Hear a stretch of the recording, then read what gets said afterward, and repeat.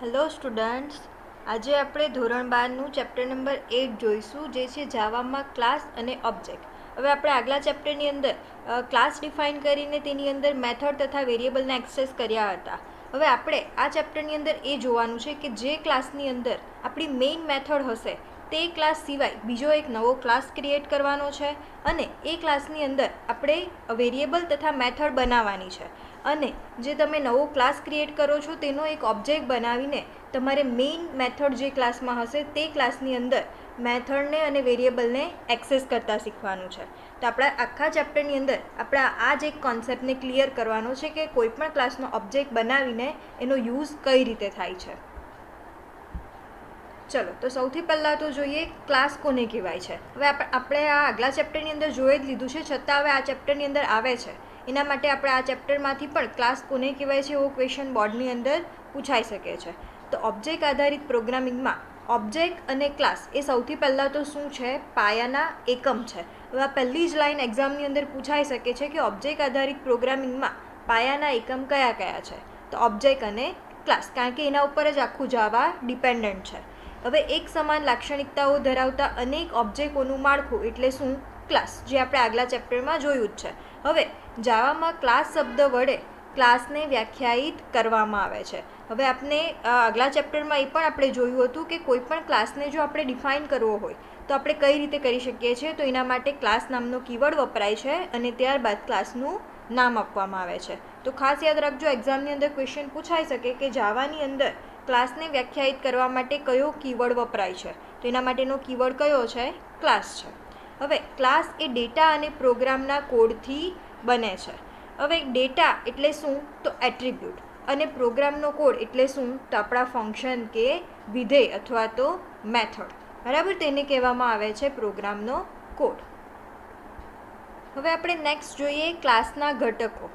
તો ક્લાસના મુખ્ય બે ઘટકો છે. કયા કયા? તો એટ્રીબ્યુટ અને બિહેવિયર. હવે એટ્રીબ્યુટ એટલે શું? તો આપણે જે વેરિયેબલ બનાવવાના છે, ચલ બનાવવાના છે તે. અને બિહેવિયર એટલે શું? મેથડ. અને મેથડનો ઉપયોગ શેના માટે થાય છે?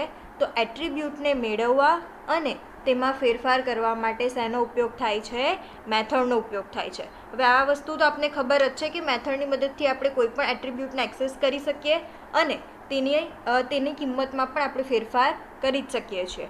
અને ક્લાસનો ઉપયોગ ફક્ત ઓબ્જેક્ટના નિર્દેશનો જ સંગ્રહ કરે છે, જેથી ક્લાસ પ્રકારના ચલને કયો કહેવામાં આવે છે? નિર્દેશિત ચલ કહેવામાં આવે છે. હવે આ આપણે આ ચેપ્ટરની અંદર ભણવાનું જ છે કે ક્લાસ પ્રકારનો જે આપણે ઓબ્જેક્ટ બનાવીશું તે શેનો સંગ્રહ કરે છે ને શું કહેવાય છે ને બધું નેક્સ્ટ ટાઈમ આવે જ છે આપણે.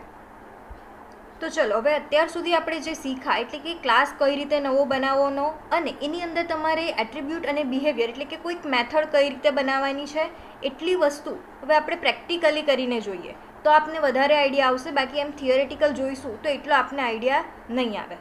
ચલો, હવે એના માટે આપણે એક નાનકડો પ્રેક્ટિકલ કરીએ. એની અંદર શું કરવાનું છે? તો લંબચોરસનું ક્ષેત્રફળ શોધવાનું છે. એટલે એનું ઇક્વેશન શું આવશે? તો area equal to length into width, બરાબર, લંબાઈ ગુણ્યા પહોળાઈ. તો આપણે સિમ્પલ આટલું જ કરવાનું છે. પણ એ કઈ રીતે કરવાનું છે? તો એના માટે આપણે સૌથી પહેલાં તો બે મેથડ બનાવીશું. પહેલી મેથડની અંદર આપણે જે આપણા બે વેરિયેબલ છે લેન્થ અને વિડ્થ તેની વેલ્યુ સેટ કરીશું અને ત્યારબાદ બીજી જે મેથડ હશે તેની અંદર આપણે એનું ક્ષેત્રફળ શોધીશું. એટલે કે શું કરવાનું છે? Area equal to length into width. આટલું આપણે બીજા મેથડની અંદર કરીશું. અને એ બંને મેથડ ક્યાં હશે? તો આપણા જે મેઇન મેથડ હશે તે ક્લાસની અંદર આ બંને મેથડ હશે નહીં. અને આપણે મેં પહેલાં જ વાત કરી એ રીતે કે આ ચેપ્ટરની અંદર શું શીખવાનું છે? તો જે તમે મેથડ બનાવો છો એ બીજા ક્લાસની અંદર હશે અને તેને એક્સેસ તમારે શામાં કરવાની છે? મેઇન મેથડ હશે તે ક્લાસની અંદર. બરાબર. તો ચલો, પહેલાં આપણે આટલું પ્રેક્ટિકલી કરતાં શીખીએ, ત્યારબાદ જોઈશું કે ઓબ્જેક્ટ કઈ રીતે બનાવવામાં આવે છે. ચલો, હવે એક ક્લાસ તો મેં ઓલરેડી બનાવી જ દીધો છે કે જેની અંદર આપણી કઈ છે? મેઇન મેથડ છે. બરાબર. હવે આપણે નેક્સ્ટ શું કરવાનું છે? તો એક નવો ક્લાસ ક્રિએટ કરવાનો છે. તો સૌથી પહેલાં તો ક્લાસ ક્રિએટ કરવાની સિન્ટેક્સ શું છે? તો સૌથી પહેલાં તો ક્લાસ નામનો કીવર્ડ, ત્યારબાદ ક્લાસનું નામ. હવે ક્લાસનું નામ શું હું આપી દઉં છું? ABC મેં આપી દીધું છે. બરાબર. ચલો, હવે આપણે નેક્સ્ટ જોઈએ. તો હવે આપણે શું કરવાનું છે, તો સૌથી પહેલાં તો આપણે 3 વેરિયેબલની અત્યારે જરૂરત છે. એક વેરિયેબલની અંદર તમે ક્ષેત્રફળ જે તમારું આવશે તેને સ્ટોર કરશો, અને ત્યારબાદ બીજા 2 વેરિયેબલની અંદર શું સ્ટોર થશે, તો એકની અંદર લંબાઈ અને એકની અંદર પહોળાઈ. તો એના માટે સૌથી પહેલાં તો આપણે 3 વેરિયેબલને ડિક્લેર કરી દઈએ. સૌથી પહેલો વેરિયેબલ લઈ લઉં છું લેન્થ, ત્યારબાદ નેક્સ્ટ વેરિયેબલ લઉં છું વિડ્થ, અને ત્રીજો વેરિયેબલ લઈ લઉં છું એરિયા. બરાબર, 3 વેરિયેબલ આપણે ડિક્લેર કરી દીધા છે. હવે નેક્સ્ટ આપણે શું કરવાનું છે, તો એક મેથડ બનાવવાની છે જેની મદદથી આપણે જે લેન્થ અને વિડ્થ છે તેની વેલ્યુ આપીશું, અને એ કઈ રીતે થશે, તો ઓબ્જેક્ટની મદદથી થશે. બરાબર, તો સૌથી પહેલાં તો હું એક મેથડ બનાવી દઉં છું, અને મેથડ બનાવવાની સિન્ટેક્સ તો લગભગ તમને બધાને ખબર જ છે. પહેલાં શું આવશે, તો એની રિટર્ન ટાઈપ આવશે. તો હાલમાં હું રિટર્ન ટાઈપ તરીકે વોઇડ લઉં છું, અને મેથડનું નામ આપી દઉં છું સેટ એટ્રીબ્યુટ, કારણ કે આપણે એટ્રીબ્યુટ જ સેટ કરવા માટે આ મેથડનો યુઝ કરવાના છે. અને એની અંદર હું 2 પેરામીટર અત્યારે પાસ કરી દઈશ, કારણ કે મારે 2 અત્યારે વેલ્યુની જરૂરત છે, 2 વેરિયેબલ માટે 2 વેલ્યુની જરૂરત છે. ચલો, તો એના માટે સૌથી પહેલાં તો હું એક એલ નામનો વેરિયેબલ લઈ લઈશ, અને ત્યારબાદ નેક્સ્ટ હું પેરામીટર તરીકે લઈશ ડબલ્યુ નામનો વેરિયેબલ. ચલો, તો એ પણ મેં ક્લિયર કરી દીધું છે. હવે આપણે શું કરવાનું છે, તો અહીંયા જે મેં એટ્રીબ્યુટ તરીકે યુઝ કર્યું છે પેરામીટર તરીકે એલ અને ડબલ્યુ, એ એકચ્યુઅલમાં તો શું છે, તો આપણા લેન્થ અને વિડ્થ જ છે. એના માટે મારે અહીંયા અસાઇન કરવું પડશે કે લેન્થ ઇક્વલ ટુ એલ અને વિડ્થ ઇક્વલ ટુ શું, ડબલ્યુ. બરાબર, તો ચલો મેથડની અંદર આપણે એટલું લખી દઈએ. ચલો, તો શું કરવાનું છે, આપણે સિમ્પલી લખી દેવાનું છે length equal to L semicolon અને વિડ્થ ઇક્વલ ટુ શું, તો ડબલ્યુ, કારણ કે વિડ્થ આપણી ઓલરેડી અહીંયા ડબલ્યુ મેં યુઝ કરેલો છે તે જ છે, બીજું કશું નથી, ઇક્વલ ટુ ડબલ્યુ સેમિકોલન. બરાબર, આપણે આ એક મેથડ હવે અહીંયા કમ્પ્લીટ થઈ ગઈ છે. આ જ રીતે હવે આપણે શું કરવાનું છે કે બીજી પણ મેથડ ડિફાઇન કરવાની છે, અને એ મેથડની અંદર આપણે શું કરવાનું છે, તો સિમ્પલી આપણે એરિયા ફાઇન્ડ કરવાનો છે. એટલે સિમ્પલી લેન્થ ઇન્ટુ વિડ્થ કરીને એને શેમાં અસાઇન કરી દેવાનું છે, એરિયાની અંદર સ્ટોર કરાવી દેવાનું છે. બરાબર, તો સેમ રીતે હું એક બીજી પણ મેથડ બનાવું છું. એના માટેની પણ હું રિટર્ન ટાઈપ આપી દઉં છું વોટ, ત્યારબાદ હું એનું નામ આપી દઉં છું એરિયા, રેક્ટ એરિયા એવું નામ આપી દઉં છું. ચલો, બરાબર, રેક્ટેંગલનો એરિયા.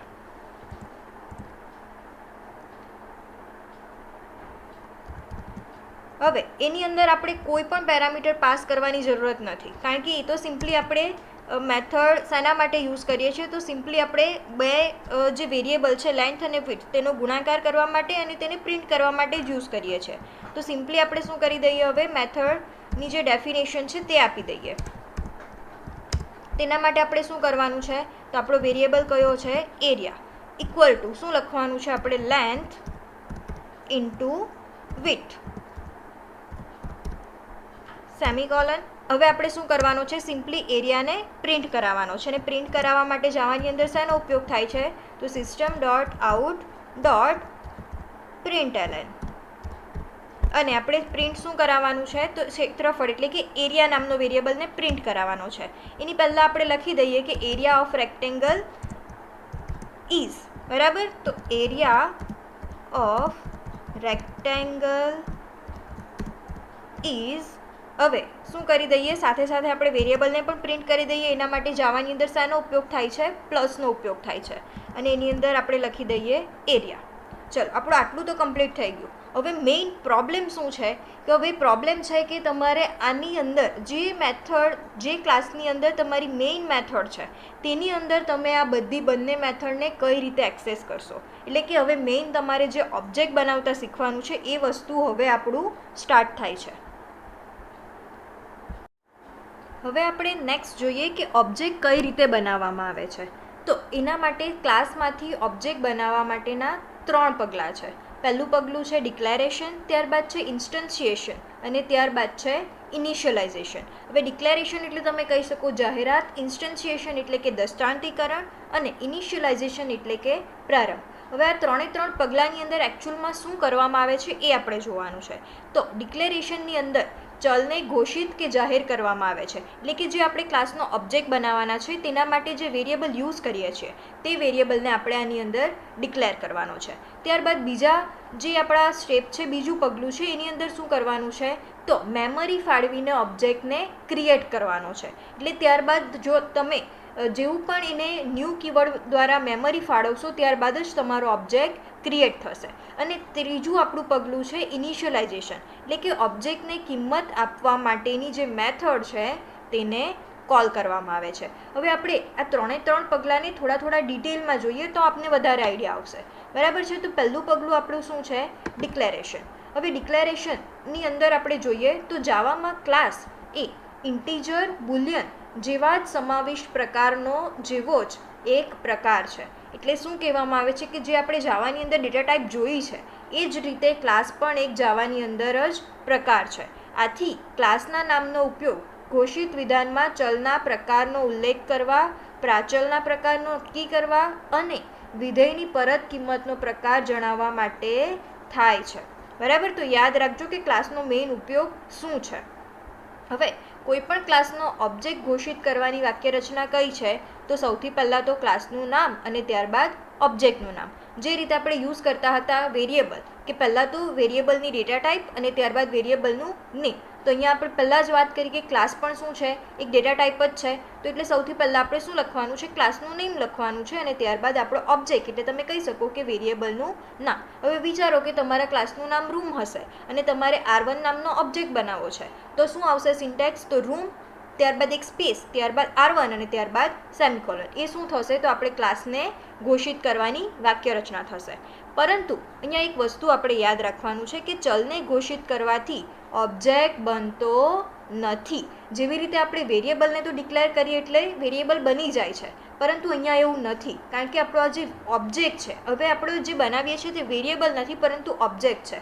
અને તમે જેવો ઓબ્જેક્ટ માટે કોઈ વેરિયેબલ લેશો તેથી ઓબ્જેક્ટ તમારો બની જશે નહીં. અને જાવામાં કોઈ પણ ચલ ક્યારેય ઓબ્જેક્ટનો સંગ્રહ પણ કરી શકતો નથી. અને ક્લાસ પ્રકારના ઉપયોગ વડે ઘોષિત કરેલો ચલ માત્ર ઓબ્જેક્ટના નિર્દેશનો જ સંગ્રહ કરે છે, એટલે કે ઓબ્જેક્ટના એડ્રેસનો જ સંગ્રહ કરે છે. આથી જ તેને શું કહેવામાં આવે છે?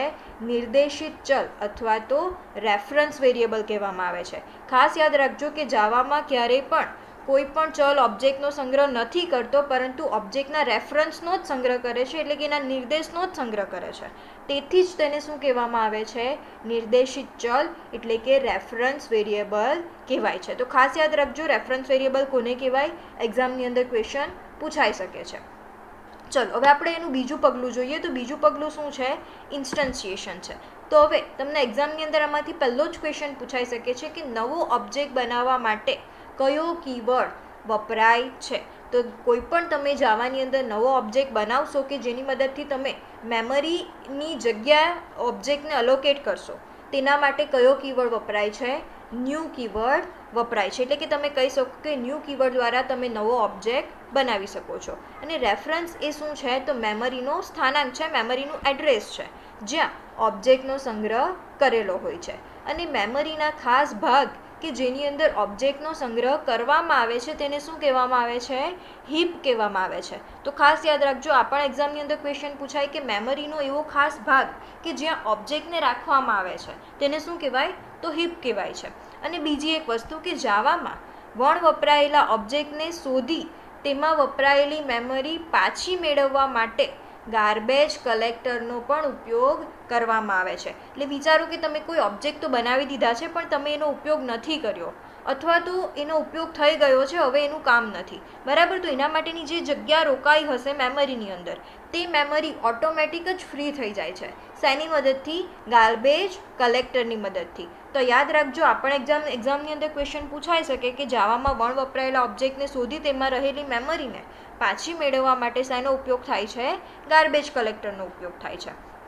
હવે નેક્સ્ટ કે ઓબ્જેક્ટ બનાવવાની ક્રિયાને શું કહેવામાં આવે છે?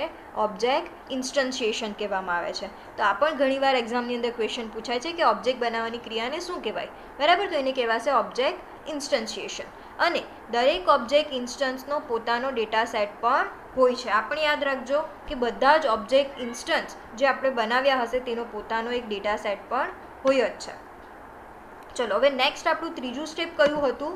તો ઇનિશિયલાઇઝેશન. હવે એ જોઈએ તો જ્યારે ઓબ્જેક્ટ બનાવવામાં આવે છે ત્યારે મેમરીની ફાળવણી ઉપરાંત કન્સ્ટ્રક્ટર નામની એક વિશિષ્ટ મેથડની શરૂઆતના કાર્ય માટે અમલમાં મૂકવામાં આવે છે. તો ખાસ યાદ રાખજો, તમે ખાલી ઓબ્જેક્ટને ડિક્લેર કરશો અને તેને ન્યૂ કીવર્ડ આપી દેશો તો તમારો ઓબ્જેક્ટ બની જવાનો નથી, બરાબર. એના માટે તમારે શું કરવું પડશે? તો કન્સ્ટ્રક્ટર નામની એક મેથડને કોલ કરવી પડશે. હવે કન્સ્ટ્રક્ટર શું છે એ આપણે નેક્સ્ટ ચેપ્ટરની અંદર ભણવાના છે, એટલે અત્યારે એનું વધારે ડિટેલમાં આપણે નથી જોતા, બરાબર.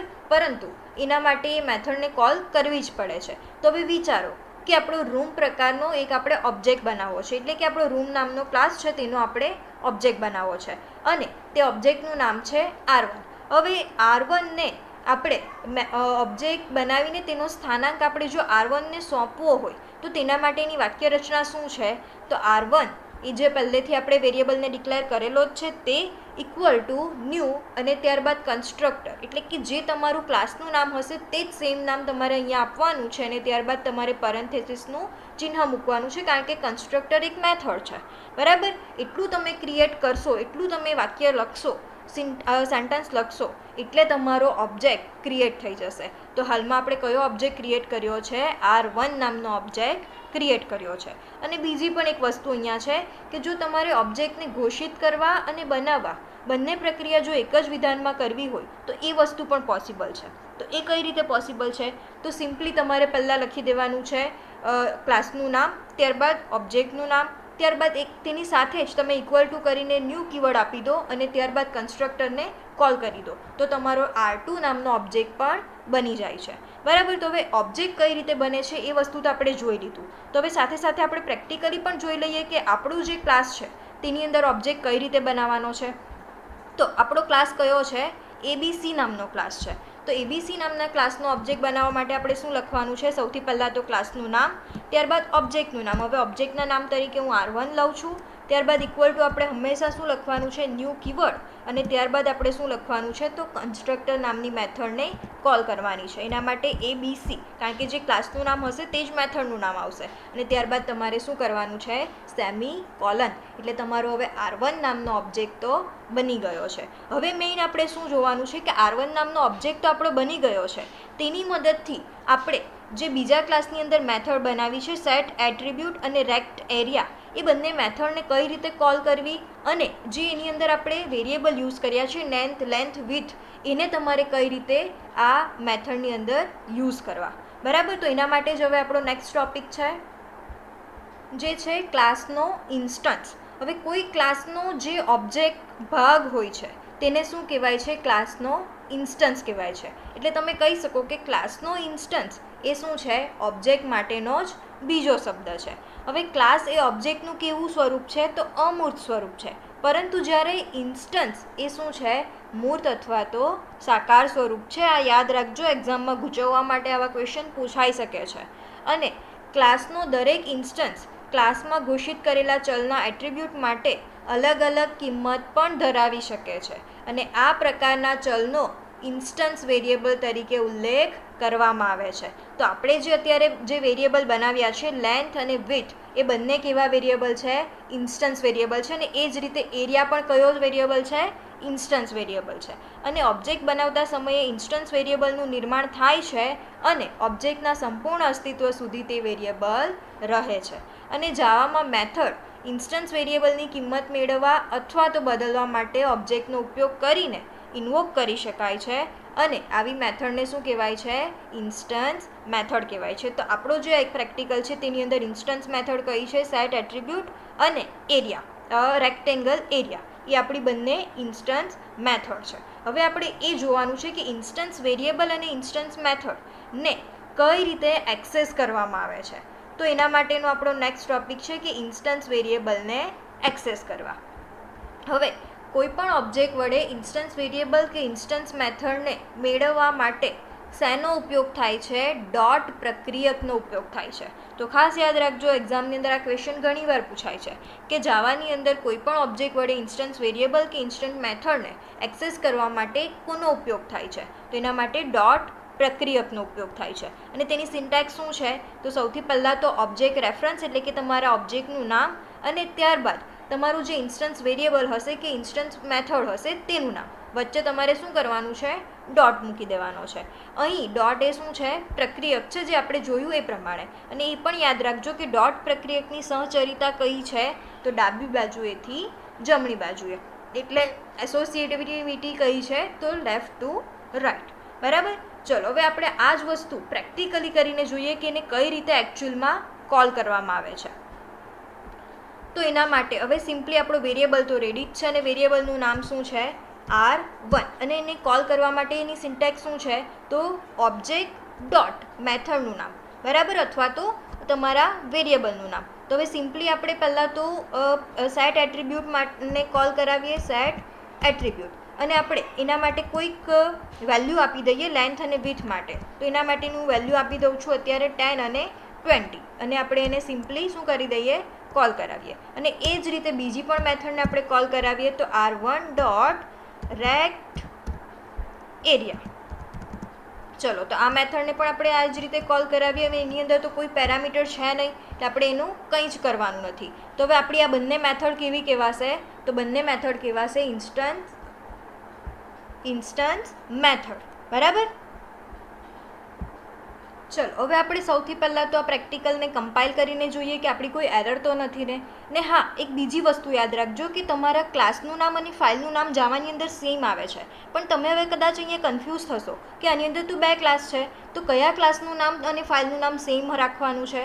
તો ખાસ યાદ રાખજો કે જે ક્લાસની અંદર તમારી મેઇન મેથડ હશે તે ક્લાસનું નામ અને ફાઇલનું નામ તમારું સેમ હોવું જોઈએ. તો અહીંયા આપણા મેઇન ક્લાસનું નામ શું છે, રેક છે, અને મારી ફાઇલનું નામ પણ શું છે, રેક ડોટ જાવા. ચલો હવે સૌથી પહેલાં તો ફાઇલને આપણે સેવ કરીએ, ત્યારબાદ ટૂલ્સ મેનુમાંથી શું કરી દઈએ, કમ્પાઇલ કરી દઈએ. ઓકે, આપણું કમ્પાઇલેશન સક્સેસફુલી થઈ ગયું છે. હવે આપણે શું કરાવી દઈએ, મેથડને આપણા પ્રોગ્રામને રન કરાવીએ. એના માટે ટૂલ્સ મેનુમાંથી ગો. તો તમે જોઈ શકો છો આપણું આઉટપુટ આવી ગયું છે કે એરિયા ઓફ રેક્ટેંગલ ઇઝ શું, 200. બરાબર. હવે આની અંદર આખું કમ્પાઇલેશન કઈ રીતે થાય છે, તો તમારું કમ્પાઇલેશન તો હંમેશા મેઇન મેથડથી જ સ્ટાર્ટ થાય છે. એટલે સૌથી પહેલાં તો તમારો ABC નામનો જે નવો ક્લાસ છે તેનો એક રેફરન્સ વેરિયેબલ બને છે, એટલે કે R1 નામનો આપણે એક ઓબ્જેક્ટ ક્રિએટ કરી દીધો છે. ત્યારબાદ એ ઓબ્જેક્ટની મદદથી આપણે જે ABC નામના ક્લાસની અંદર મેથડ છે તેને કોલ કરાવી છે. તો સૌથી પહેલી મેથડ તો આપણી કઈ છે, સેટ એટ્રીબ્યુટ, અને એના માટે આપણે લેન્થ અને વિડ્થ માટેની વેલ્યુ આપી દીધી છે 10 અને 20. ત્યારબાદ તમારી મેથડ કમ્પ્લીટ થશે અને ત્યારબાદ આપણું ફરી પાછું એક્ઝિક્યુશન ક્યાં આવી જશે, તો એના ત્રીજા સ્ટેટમેન્ટ પર, જે છે R1 ડોટ રેક્ટ એરિયા. એટલે કે ફરી પાછી આપણે બીજી મેથડને કોલ કરી છે, એટલે તમારું એક્ઝિક્યુશન બીજી મેથડ પાસે આવી જશે અને એની અંદર જે પણ વસ્તુ હશે તે પરફોર્મ થશે. ને સિમ્પલી આપણે એની અંદર શું પ્રિન્ટ કરાવ્યું છે, એરિયા ઓફ રેક્ટેંગલ ઇઝ, અને ત્યારબાદ તમારી જે વેલ્યુ છે તે પ્રિન્ટ કરાવી છે. તો આ રીતે તમારું કમ્પાઇલેશન થશે. અને બીજી એક વસ્તુ, આપણે રેફરન્સ મેથડ ઇન્સ્ટન્સ મેથડ તો જોઈ લીધી છે, પરંતુ ઇન્સ્ટન્સ વેરિયેબલ કઈ રીતે તમે એક્સેસ કરી શકો છો, તો જો આપણે એના માટે કંઈક આવું કરી શકીએ છીએ કે સિમ્પલી આપણે system dot out dot print એલનની મદદથી શું કરીએ, તો આપણે લેન્થ અને વિડ્થને પણ પ્રિન્ટ કરાવી દઈએ. એના માટે સિમ્પલી આપણે શું કરી દેવાનું છે, તો અહીંયા લખી દેવાનું છે ડબલ કોટની અંદર લેન્થ ઇઝ, અને ત્યારબાદ જે તમે વેરિયેબલનો યુઝ કરો છો તેના માટે તમારે શું કરવું પડશે, તો R1 ઓબ્જેક્ટનો યુઝ કરવો પડશે. તો R1 ડોટ તમારે શું લખવું પડશે, લેન્થ. અને આ જ સેમ રીતે તમે શું કરી શકો છો, વિથને પણ પ્રિન્ટ કરાવી શકો છો. તો એના માટે પણ તમારે સિમ્પલી શું કરી દેવાનું છે, તો અહીંયા લેન્થની જગ્યા પર શું લખી દઈએ, તો વિથ લખી દઈએ, અને અહીંયા પણ આપણે વેરિયેબલનું નામ ચેન્જ કરી દઈએ અને લખી દઈએ વિથ. ચલો, તો આપણું વસ્તુ કમ્પ્લીટ થઈ ગયું છે. તો આની મદદથી શું થશે, તમે જે બીજા ક્લાસની અંદર વેરિયેબલ બનાવ્યા છે તેને પણ તમે આ ક્લાસની અંદર એક્સેસ કરી શકો છો. ચલો, તે પણ વસ્તુ કરીએ. પહેલાં તો સેવ કરી દઈએ, ત્યારબાદ ટૂલ્સ મેનુમાંથી કમ્પાઇલ, અને નેક્સ્ટ શું કરીએ, ટૂલ્સ મેનુમાંથી ગો. જોઈ લો, હવે તમને આઉટપુટની અંદર દેખાય છે કે લેન્થ ઇઝ 10, વિડ્થ ઇઝ 20 અને એરિયા ઓફ રેક્ટેંગલ ઇઝ 200. બરાબર છે. તો હવે તમને કદાચ આઈડિયા આવી ગઈ હશે કે તમે બીજા ક્લાસની અંદર પણ વેરિયેબલ અને મેથડ બનાવી હોય તેને પણ ઓબ્જેક્ટની મદદથી શું કરી શકો છો, યુઝ કરી શકો છો મેઇન ક્લાસની અંદર. અને આપણે બીજી પણ એક વાત કરી હતી કે તમે જે ઇન્સ્ટન્સ વેરિયેબલ અને ઇન્સ્ટન્સ મેથડ બનાવ્યા છે એની અંદર ઇન્સ્ટન્સ જે વેરિયેબલ બનાવ્યા છે તેની તમે એક કરતાં વધારે વેલ્યુ પણ આપી શકો છો. તો એ કઈ રીતે થાય છે? તો એના માટે સિમ્પલી તમે બીજો ઓબ્જેક્ટ ક્રિએટ કરી શકો છો અને બીજા ઓબ્જેક્ટની મદદથી તમે ફરી પાછી એ મેથડને કોલ કરી શકો છો. તો ચલો એ વસ્તુ પણ જોઈ લઈએ. એના માટે આપણે શું કરવાનું છે? સૌથી પહેલાં તો એક બીજો ઓબ્જેક્ટ બનાવવાનો છે. તો એના માટે આપણે એક બીજો ઓબ્જેક્ટ બનાવી દઈએ R2 નામનો, અને હવે તેની મદદથી પણ આપણે શું કરી દઈએ? આ મેથડને ફરી પાછી કોલ કરી દઈએ. તો એના માટે ચલો આપણે આ મેથડને ફરી પાછી કોલ કરી દીધી છે અને શું કરી દઈએ? તો એના માટે આપણે એના વેરિયેબલને ચેન્જ કરી દઈએ.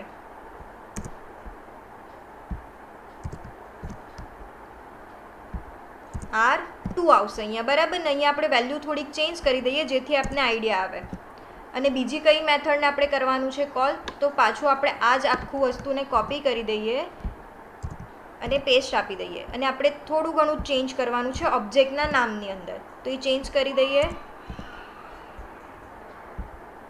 ચલો તો આ જ રીતે તમે આ જે આપણા વેરિયેબલ છે લેન્થ અને વિડ્થ, તેની એક કરતાં વધારે વેલ્યુ પણ આપી. પહેલાંની અંદર આપણે 20 આપીને બીજાની અંદર કઈ આપી દીધી છે? 20 અને 30 આપી દઉં છું, બરાબર? તો આ જ રીતે તમે બે ઓબ્જેક્ટ પણ બનાવી શકો છો અને સેમ મેથડને કોલ કરી શકો છો. ચલો એના માટે આપણે સૌથી પહેલાં તો ફાઇલને સેવ કરીએ, ત્યારબાદ ટૂલ્સ મેનુમાંથી કમ્પાઇલ, અને નેક્સ્ટ શું કરવાનું છે? ટૂલ્સ મેનુમાંથી ગો. જોઈ લો હવે આઉટપુટની અંદર તમને દેખાય છે. પહેલાં આપણે 10-20 લીધું છે અને ત્યારબાદ 20-30 લીધું છે. તો એ પ્રમાણે આપણું આઉટપુટ પણ રેડી થઈ જ ગયું છે. તો તમે આ પ્રમાણે જાવાની અંદર કોઈ પણ બહુ એક કરતાં વધારે ઓબ્જેક્ટ પણ બનાવી શકો છો અને મેથડને એક્સેસ કરી શકો છો. હવે આજના વિડીયો પૂરતું આટલું જ. આપણે નેક્સ્ટ વિડીયોની અંદર નેક્સ્ટ ચેપ્ટરનો ભાગ જોઈશું. ત્યાં સુધી ગુડ બાય.